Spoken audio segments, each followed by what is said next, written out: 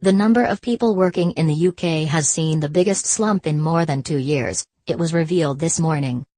New figures show the number of people in work dropped by 56,000 in the 3 months to October, the largest quarterly drop since May 2015. And the number of people claiming unemployment benefits rose by 5,900 in November to 818,000. It's led to fears the employment market may be stalling.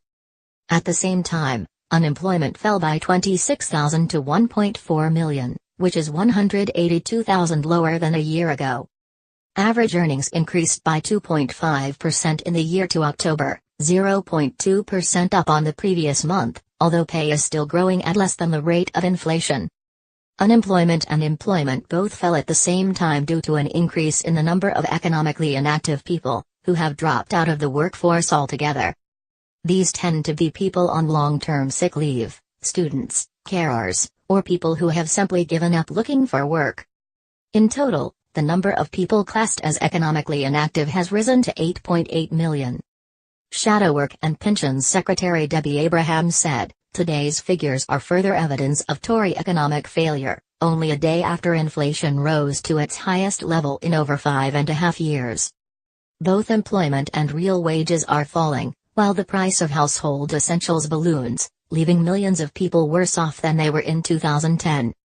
8 million people in working households live in poverty, and many will struggle this Christmas as a direct result of this government's austerity policies." It comes just weeks after Chancellor Philip Hammond was blasted for claiming there are no unemployed people. Mr. Hammond spoke to the BBC's Andrew Marr show as he denied putting driverless cars on the road by 2021 would leave taxi and truck drivers destitute. "There's a simple choice here," he said. "Either we embrace change and we put ourselves at the forefront of it, or we try to hide from change and we allow ourselves to slip behind." He added, "I remember 20 years ago we were worrying about what was going to happen to the million shorthand typists in Britain as the personal computer took over. Well, nobody has a shorthand typist these days. Where are all these unemployed people? There are no unemployed people."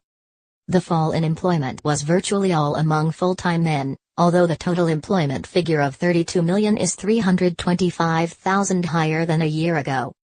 Employment Minister Damian Hinds said, "We're ending the year on a strong note, with figures showing the unemployment rate has fallen every month in 2017, and is now at the lowest it's been in over 40 years. Employment is at a near-record high, and there are over 3 million more people in work now compared to 2010, that's more than the population of Greater Manchester. Universal Credit is helping people get into work quicker, and ensuring they get more money in their pockets for every hour they work. Universal Credit supports both the unemployed and the low-paid, as people don't have to end their benefit claim when they find a job. This is especially important at this time of year, when many people take on temporary seasonal work.